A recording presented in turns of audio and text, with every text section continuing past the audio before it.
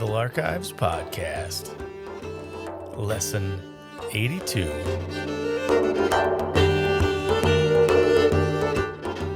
Welcome back to the Medieval Archives Podcast, the podcast for medieval news, history, and entertainment. I'm your host, Gary, aka The Archivist.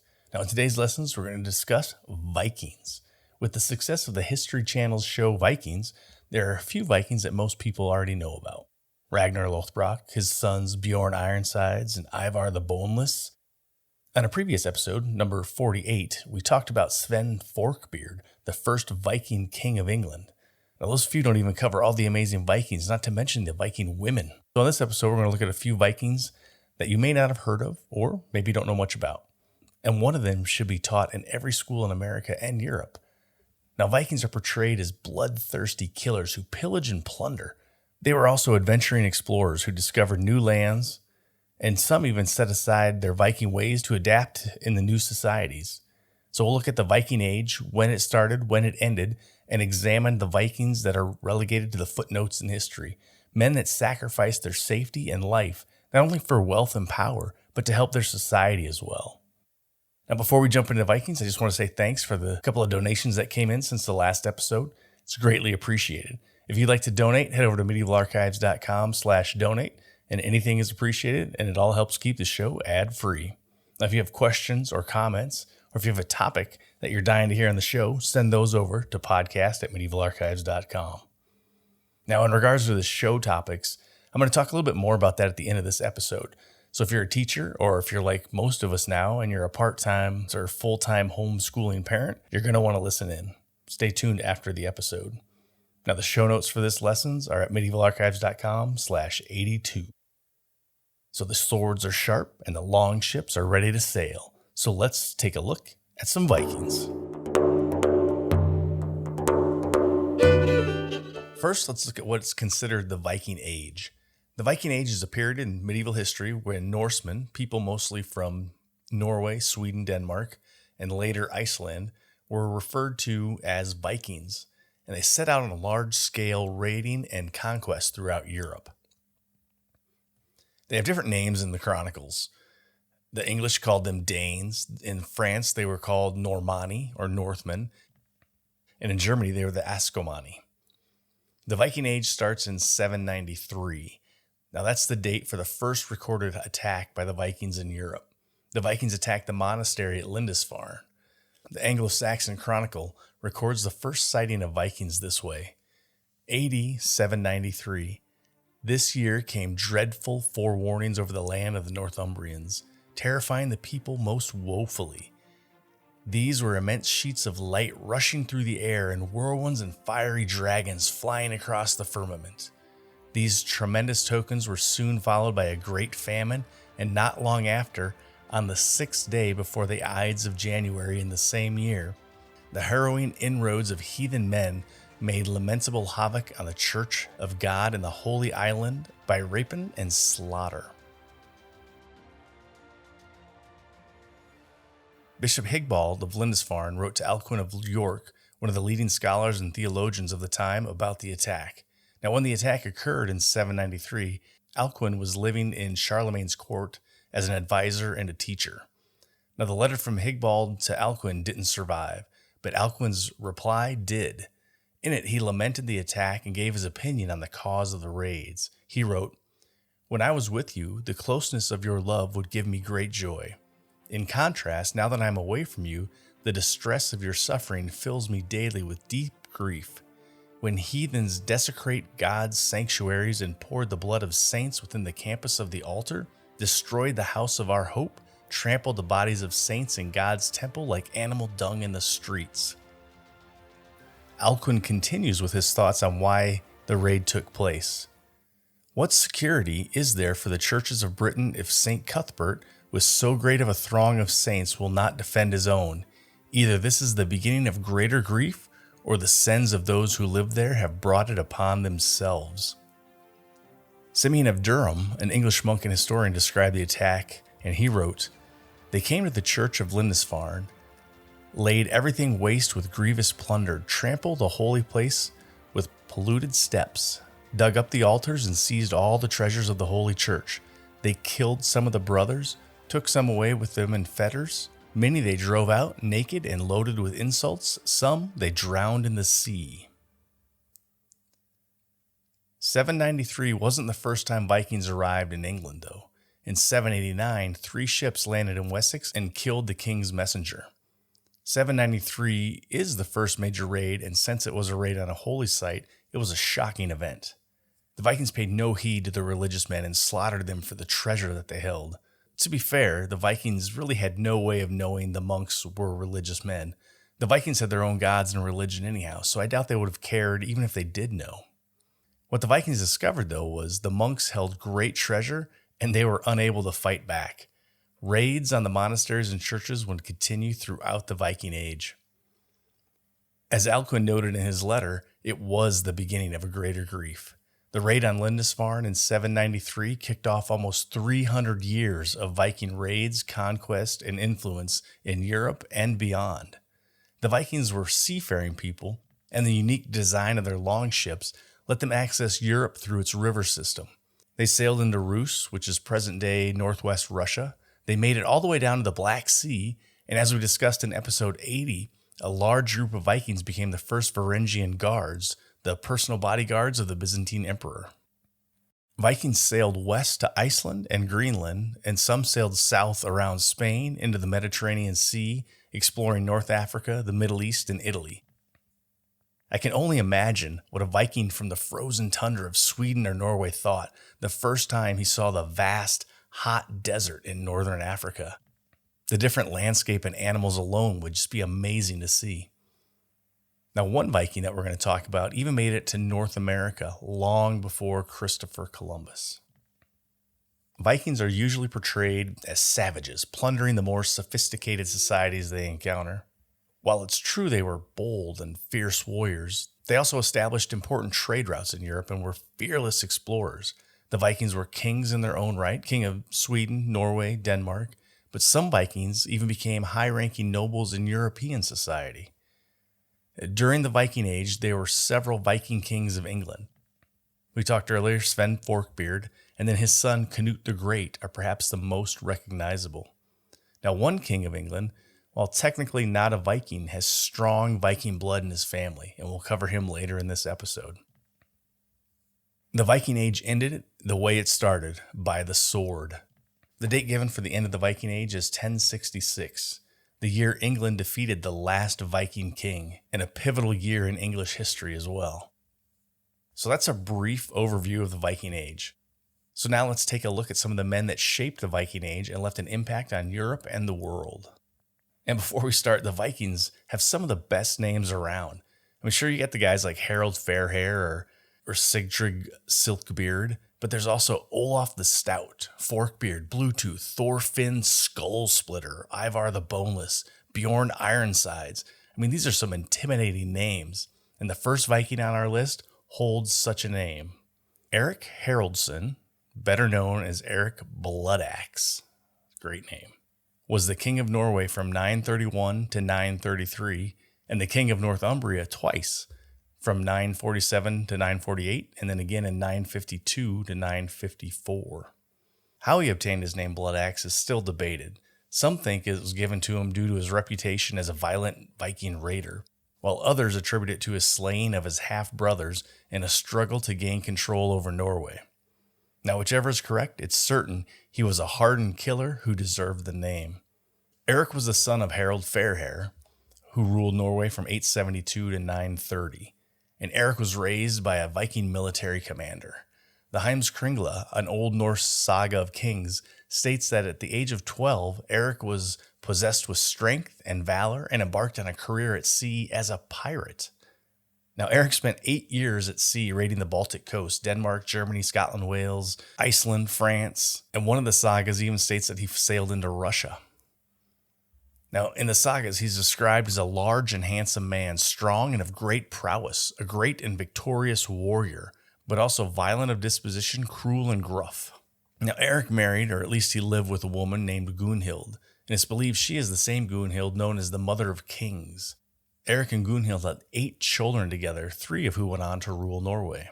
Now, Eric's father, King Harald, set up his sons as rulers in the states around Norway and intended for his favorite son, Eirik, to inherit the kingdom. Eirik and his half-brothers were in a bitter feud over the kingdom, and Eirik murdered two of his half-brothers, Ragvald and Bjorn. That's an easy way to ensure your inheritance. Kill everyone who comes after it. Now, after the death of Harald, Eirik inherited the throne, and two of his other half-brothers, Olaf and Sigurd, rose up against him to take control of Norway. Eirik destroyed their army and slaughtered both brothers and claimed all of Norway for himself. Now you're seeing why he's got the name Blood Axe. So King Eirik was described as harsh, and he wasn't liked by the nobles. Over in England, there was one final half-brother named Håkon. Now he returned to Norway in 934, and the nobles embraced him as king and exiled Eirik.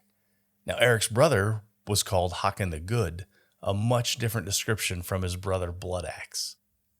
Eirik left Norway, and he headed to England. The Sagas say Eirik was welcomed in England by King Athelstan, who died a few years later, which sparked years of fighting over Northumbria. Edmund would become king after Athelstan, and he would fight for years to gain control of his kingdom, and in 944 he was successful. In the Anglo-Saxon Chronicles, it records his victory in 944. It states, "This year King Edmund reduced all the land in Northumbrians to his domain and expelled 2 kings." Edmund would rule over a united kingdom for 2 more years, and then in 946 he was assassinated by an exiled thief. Edmund was attending St. Augustine's Day Mass when the thief stabbed him in the back. The Anglo-Saxon Chronicles recorded that as well, and it says, "This year King Edmund died on St. Augustine's Mass Day." Edmund's death started another period of conflict in Northumbria, and in 947 Eirik Blood Axe gained the support of the nobles and ruled over Northumbria. But it was short-lived. He was ousted in 948 and replaced by Anlaf, the King of Dublin. While he was out of power, Eirik launched raids against Scotland and took to piracy on the Irish Sea. But he would regain the kingdom in 952, and the Anglo-Saxon Chronicles say, "This year the Northumbrians expelled King Anlaf and received Eirik, the son of Harald."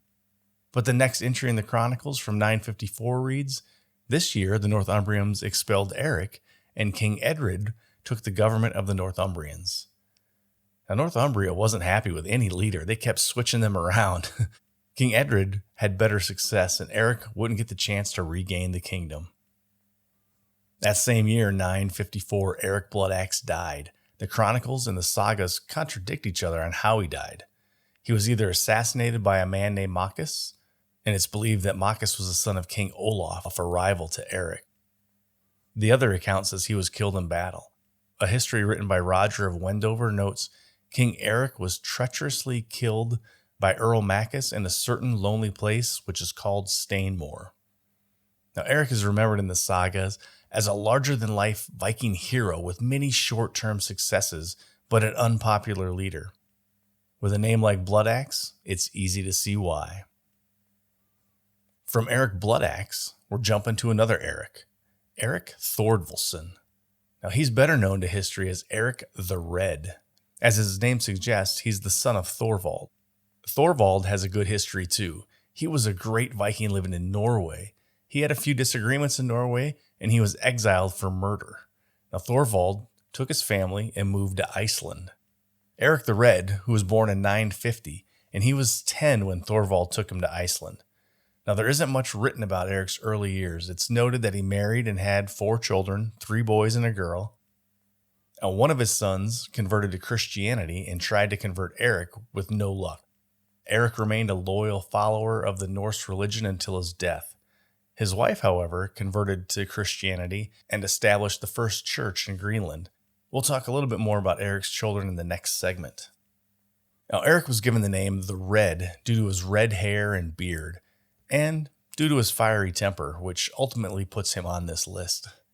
The Norse saga, called the Saga of Eirik the Red, picks up roughly 980 when Eirik was in a dispute with a neighboring landowner. The dispute turned violent, and Eirik killed the landowner's 2 sons and a few other men. Now, this dispute was settled in the Vikings assembly called the Thing, and Eirik's punishment for the murder was a 3-year exile from Iceland. Now, this seems like a running theme in the family. So Eirik loaded up his family, and they sailed west. and he sailed around land that was previously uninhabited and settled on the west coast of Greenland. Now, it's disputed if he was the first Norseman to actually discover Greenland, but he was the first to establish a permanent settlement on the island. So Eirik's first settlement was in the western coast of Greenland, and it was aptly named the Western Settlement. Now, its location is near present-day Nuuk, N-U-U-K, Greenland, about 400 miles north of Cape Farewell, the southern tip of Greenland. During his 3-year exile, Eirik explored up and down the west coast of Greenland, and he returned to Iceland after his exile expired and began telling the Icelanders great stories of a country he dubbed Greenland. Now, according to the Saga of Eirik the Red, he named the land Greenland because men will desire much the more to go there if the land has a good name. Now, Greenland certainly sounds more inviting than Iceland. Now, if you've ever seen pictures of Greenland and Iceland, though, or maybe you've been there, if you look at the pictures, the names of the countries could be reversed. Iceland has spacious green landscapes covered in mountains and flowing rivers. It looks amazingly beautiful, while Greenland is, well, mostly covered in ice. So Eirik convinced a group of Icelanders to settle in Greenland, and in 985, Eirik and 25 ships set out for the new land. Of the 25 ships that left Iceland, only 14 arrived in Greenland. Now, 11 ships were lost at sea, presumably due to bad weather, but it's never mentioned in the sagas what actually happened to those ships. The Icelanders that made it to Greenland set up 2 settlements, one called the Eastern Settlement, which is just west of the tip of Greenland. The second, called the Middle Settlement, was located between the Eastern Settlement and the previously established Western Settlement. Eirik stayed in the Eastern Settlement, given the title of Paramount Chieftain.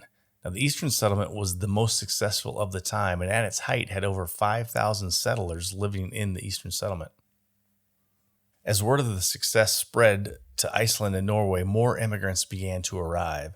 In late 1002, a group of immigrants arrived in the Eastern Settlement and brought with them a disease that spread quickly. Now, it's unknown what the actual disease was, but the epidemic killed numerous citizens in the settlement. Eirik the Red caught the disease, and he died a few months later in 1003. I teased Eirik the Red's children, and the next Viking we're going to look at is his son Leif Erikson.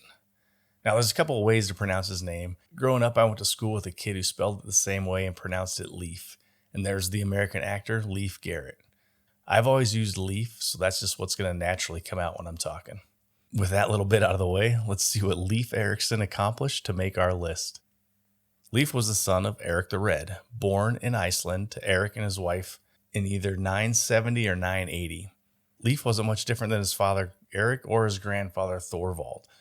Thorvald was exiled from Norway for killing a man and settled in Iceland, which was discovered by his ancestors. Eirik the Red was exiled from Iceland for killing a man, several men actually, and he jumped in his ship, headed west, and established the first Norse settlement in Greenland. Then we have Leif. He was an adventurer, a Viking to the core, and like his father and grandfather before him, he was also good at killing. Now, Leif spent his early years, late teens, early 20s, doing what Vikings do, pillage and plunder. As the years went on, his reputation and accomplishments gained the attention of King Olaf of Norway. Now, Olaf Tryggvason, the king of Norway, was impressed by Leif and wanted him as his housecarl, a personal bodyguard.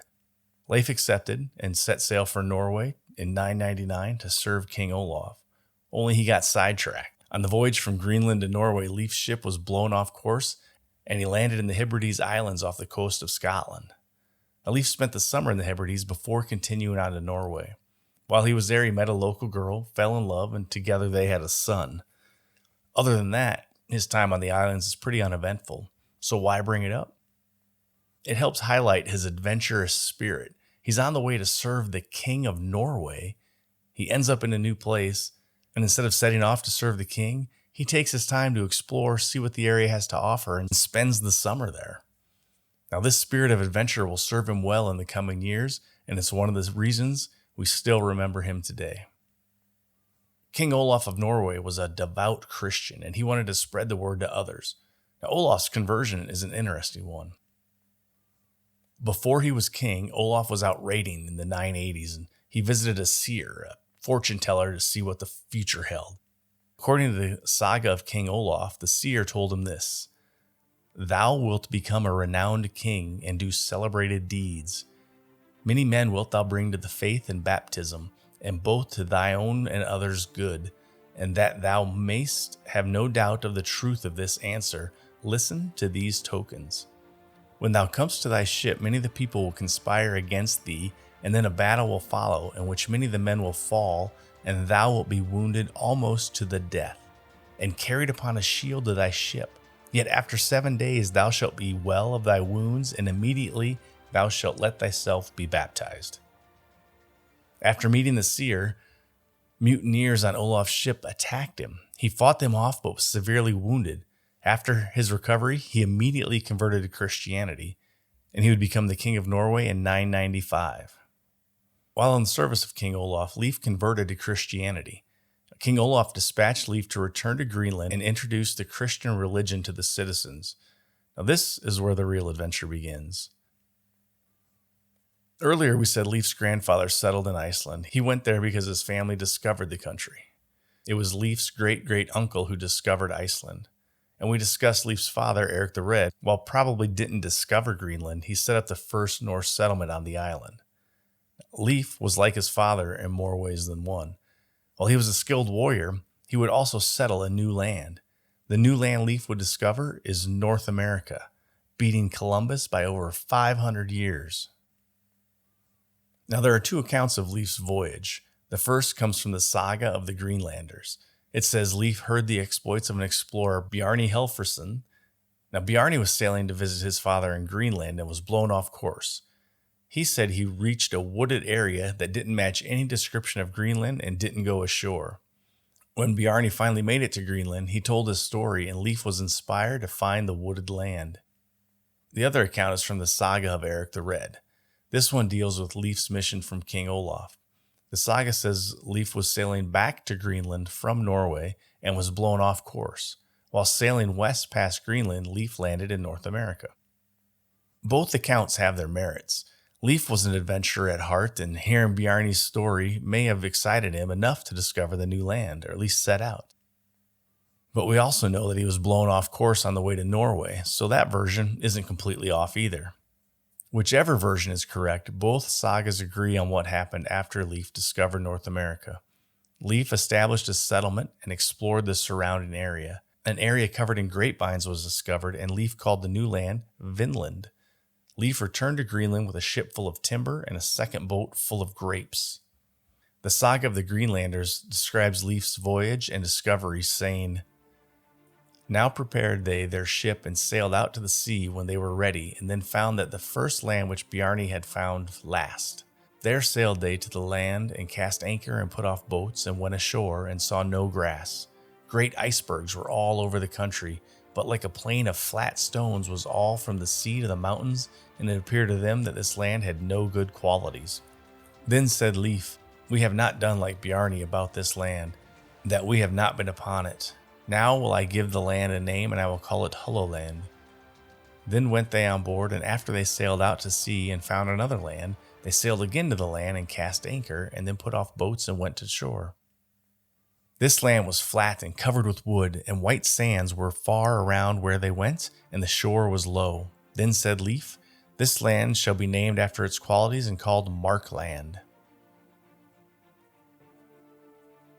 They then immediately returned to the ship. Now sailed they out into the open sea with a northeast wind, and were 2 days at sea before they saw land. And they sailed and came to an island which lay to the eastward of the land, and went up there and looked round them in good weather, and observed that there was dew upon the grass. And it so happened that they touched the dew with their hands and raised the fingers to the mouth, and they thought they had never before tasted anything so sweet.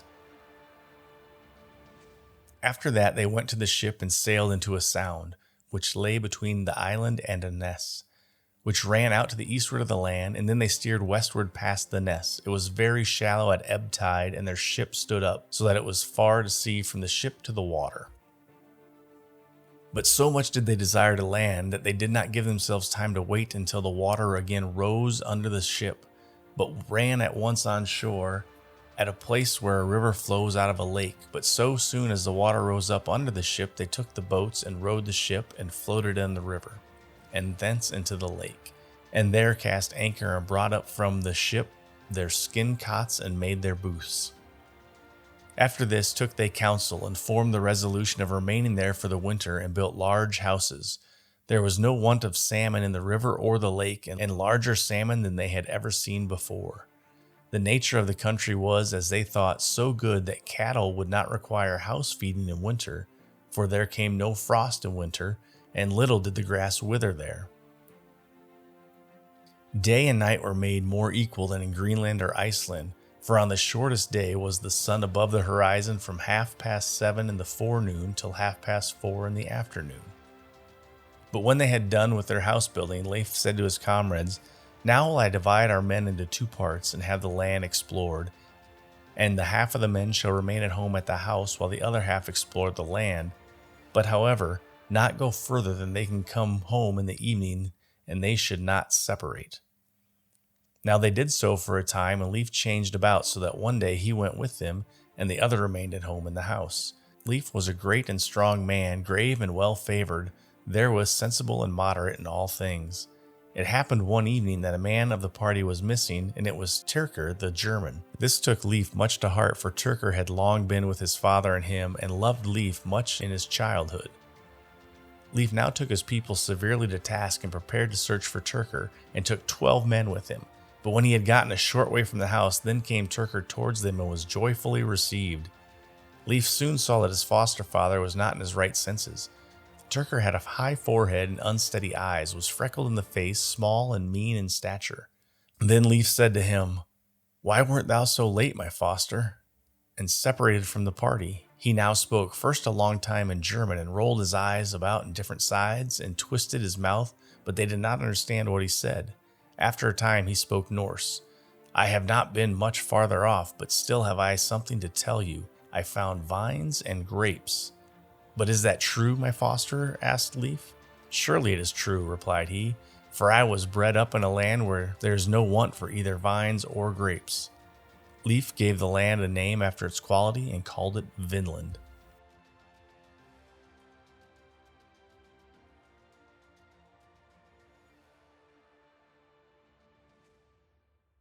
Once back in Greenland, Leif fulfilled his duty to King Olaf and began to Christianize the people. His father, Eirik the Red, was insulted by the idea of giving up the Norse religion, but Leif's mother embraced Christianity and built the first church in Greenland. Now, the following autumn, Leif's brother Thorvald led a second expedition to Vinland. The Sagas state he spent 3 winters in Vinland exploring the land. The expeditionary force encountered the local inhabitants and killed them. The Greenlanders were later attacked by a larger force of locals, and Thorvald was killed in that battle.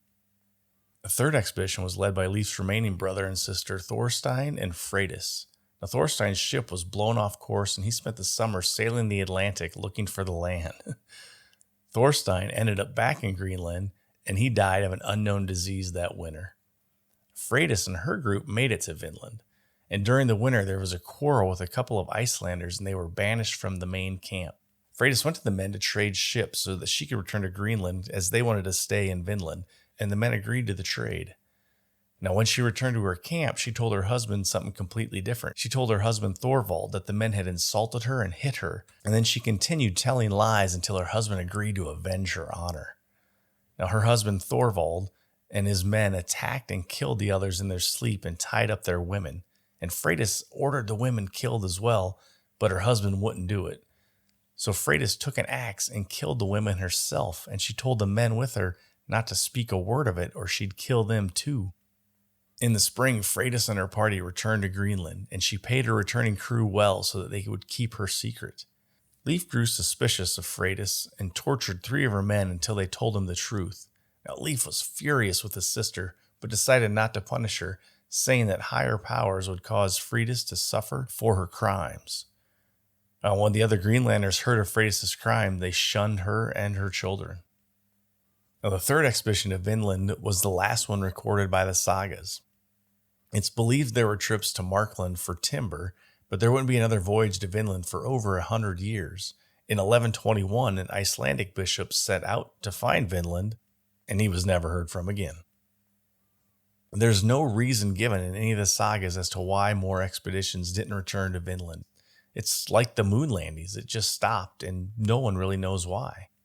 Leif took over as chieftain in Greenland after the death of his father, Eirik the Red.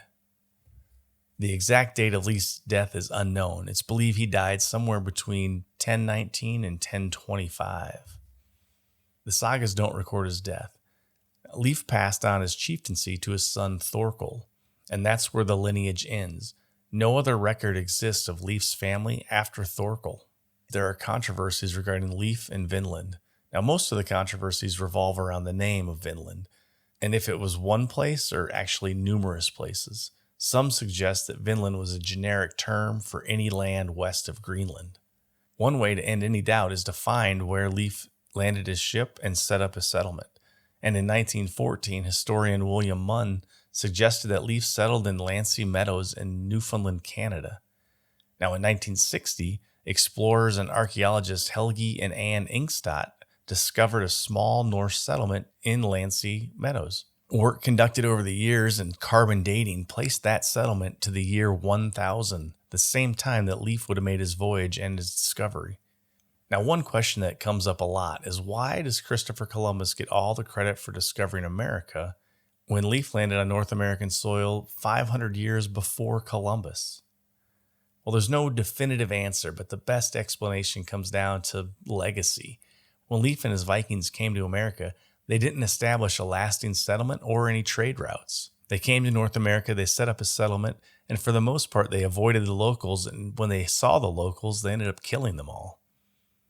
Now, Columbus's expedition to America led to permanent settlements and trade routes to America from Europe, which is why he gets most of the credit for discovering America, but Leif isn't totally left out. In 1925, President Coolidge gave recognition to Leif Erikson as the first to discover America due to research from Norwegian explorers. In 1929, Wisconsin adopted a Leif Erikson Day, and Minnesota followed suit in 1931. Now, over the next 20 years, more states would adopt a Leif Erikson Day. In 1964, the U.S. Congress unanimously authorized an annual proclamation for a National Leif Erikson Day. President Lyndon Johnson signed the proclamation, as has every president since, declaring 9 October Leif Erikson Day in the United States.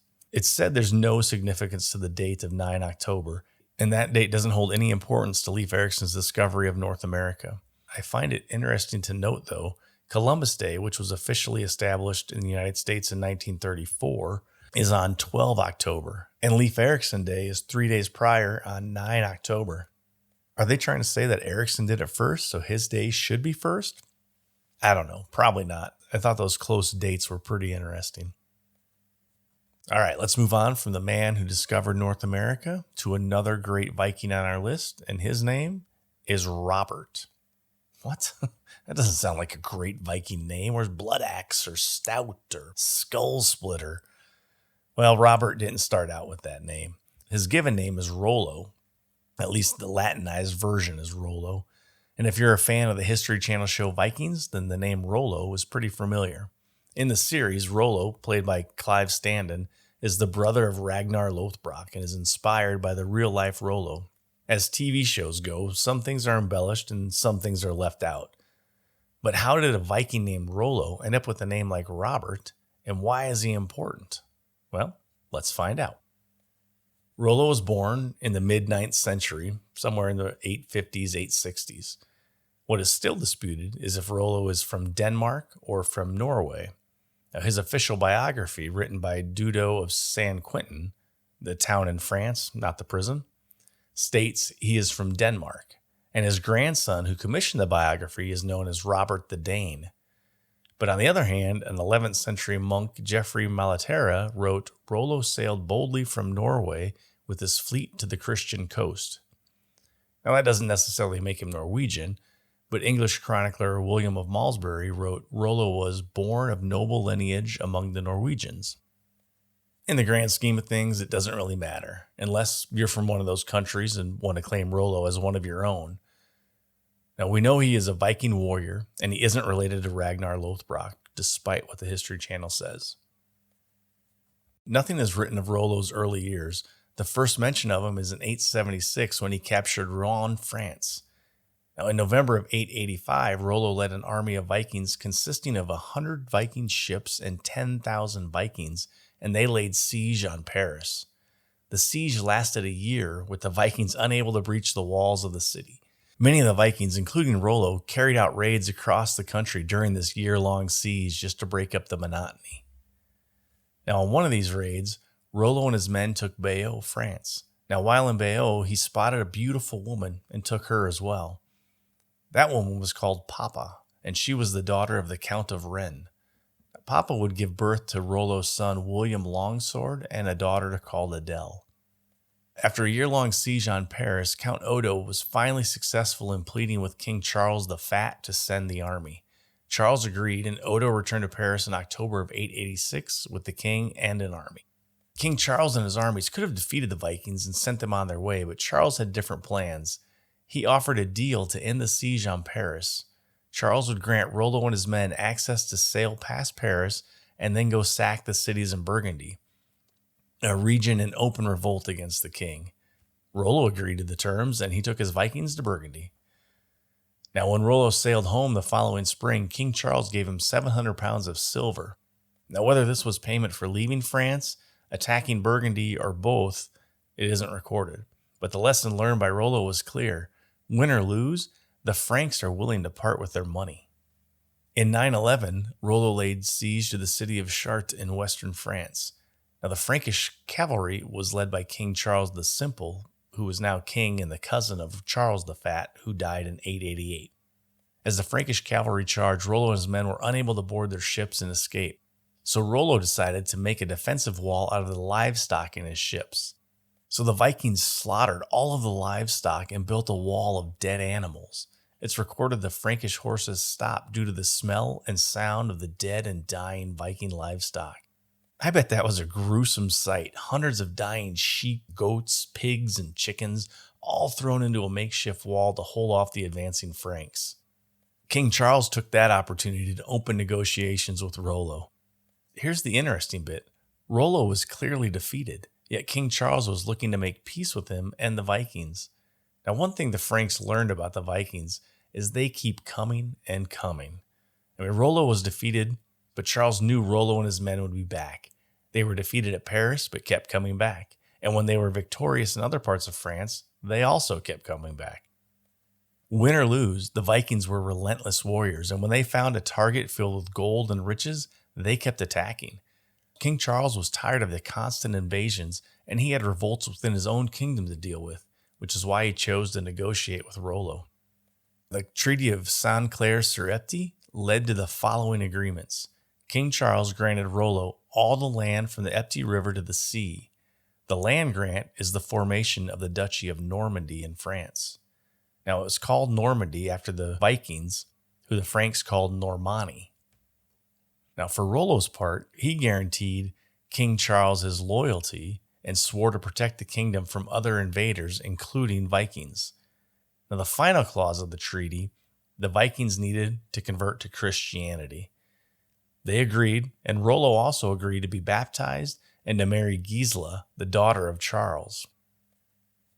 Rollo converted and was baptized, taking the Christian name of Robert. Now, there's no record of his marriage to Gisela. No contemporary chronicles recorded it, and Dudo never mentioned it in his biography. Now, Rollo established his territory in France with the same type of political structure used in Scandinavia. He assigned chieftains to different regions and gave them authority to rule. Rollo set up his capital in Rouen and would uphold his end of the treaty for 12 years. The years after the treaty was signed proved troubling for Charles the Simple. His kingdom was falling apart and he was facing revolts from multiple nobles. It's good that he made a deal with Rollo, because if he had to deal with the nobles and invading Vikings, I don't think his country would have lasted that long. As it was, he was still removed from the throne. In 922, Charles was deposed and the nobles chose Robert, the Count of Paris, as the new king. When Rollo heard Charles was no longer king, he began his old Viking ways, raiding west in an effort to expand his territory. Rollo believed that his loyalty and the word that he gave in the treaty was only tied with Charles, not any other king.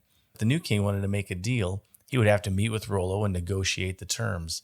Until then, Rollo was back to the Viking ways. Now, Robert I was killed in 923 at the Battle of Soissons, and his son-in-law, Rudolf, was made king. Now, Rudolf did make a deal with Rollo, and he expanded Rollo's territory even more. And that's the last we hear of Rollo. There's no other mention of him, not even his death. In 927, Rollo's son, William Longsword, succeeded him. Now, it's believed Rollo died between 927 and 932. But Rollo's legacy is still strong today.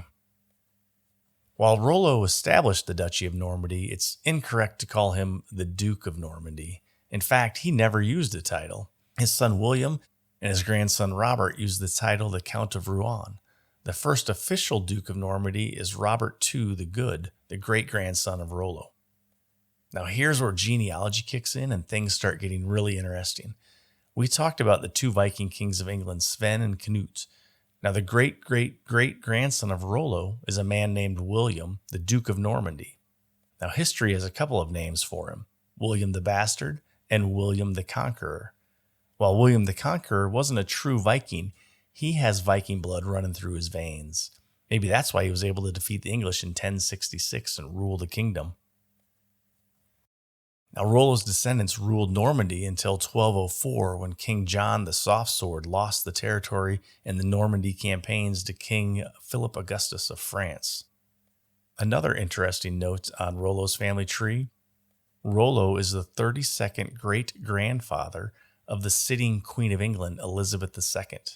While the Viking blood may be thinned out a little bit, it still flows in the English monarchs, and that's pretty cool. That's our list of Vikings for this episode. Eirik Bloodaxe, the King of Norway and of Northumbria twice. Eirik the Red, the founder of Greenland. Leif Erikson, the first European to set foot on American soil. And Rollo baptized Robert, establishing what would become the Duchy of Normandy. Now, William the Conqueror, the descendant of Rollo, invaded England in October of 1066 at Hastings. But it was a month earlier, in September of 1066, when the King of Norway, Viking warrior Harald Hardrada, attacked England in the north at York to conquer the country. Now, Hardrada was defeated and killed by King Harold Godwinson at the Battle of Stamford Bridge. Hardrada's death marks the end of the Viking Age. Now, it doesn't mean Vikings suddenly disappeared. Vikings would continue to ravage Ireland until 1171, when Richard Strongbow recaptured Dublin. And in Scotland, it wasn't until 1273 when King Alexander III defeated King Haakon. With the Northmen assimilating the religion, culture, and politics of the lands they invaded, the old Vikings were fading away fast.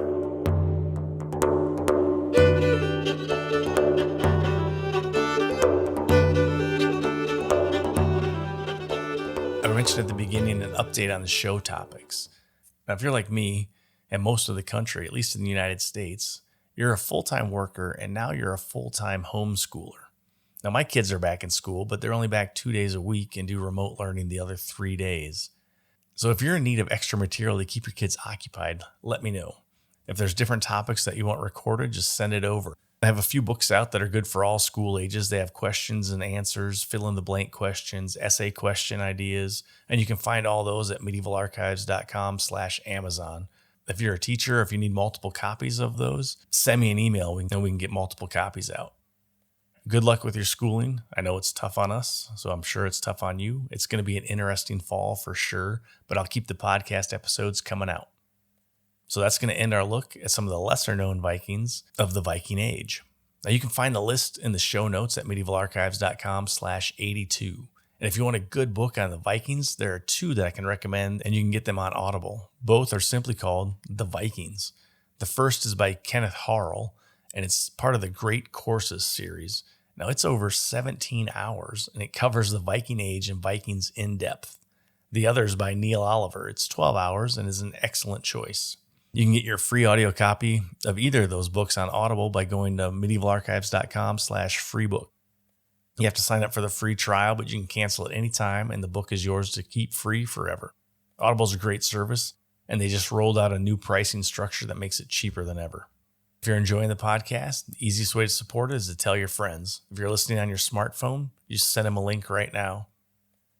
If you're getting any value from the show, considering supporting the show with a financial donation. It helps keep the show and website ad-free and full of great content. Thanks for your time, and thanks for your continued support. That's going to wrap it up for this episode.